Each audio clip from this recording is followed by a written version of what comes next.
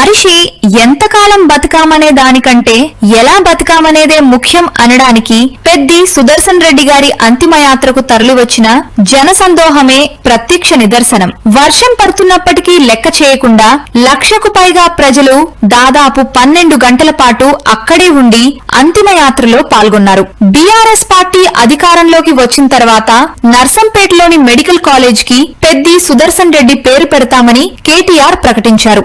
చెప్తారు ఎంతకాలం బతికినమన్నది కాదు, 100 ఏళ్లు బతకచ్చు, కానీ ఎంతకాలం బతికినమన్నది కాదు, ఎట్లా బతికినమన్నదే ముఖ్యం. అది పెద్ది సుదర్శన్ రెడ్డి గారి అంతిమ యాత్రకు తరలి వచ్చిన జనం.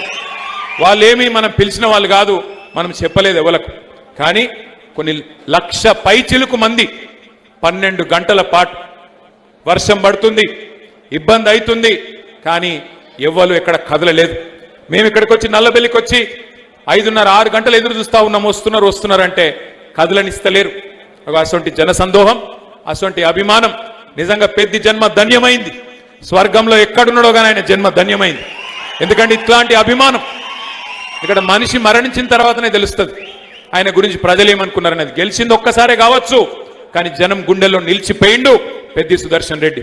అందుకే మీ అందరికీ నేను మాటిస్తా ఉన్నా, 2 ఏళ్లలో మళ్ళీ తిరిగి కేసీఆర్ గారు ముఖ్యమంత్రి అవుతారు పెద్ది సుదర్శన్ రెడ్డి గారు కోరుకున్న విధంగా.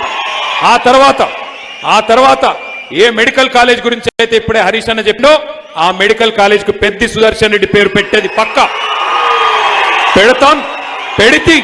పెట్టి పెద్ది సుదర్శన్ రెడ్డి పేరు నర్సంపేటలో చిరస్థాయిగా నిలిచిపోయే విధంగా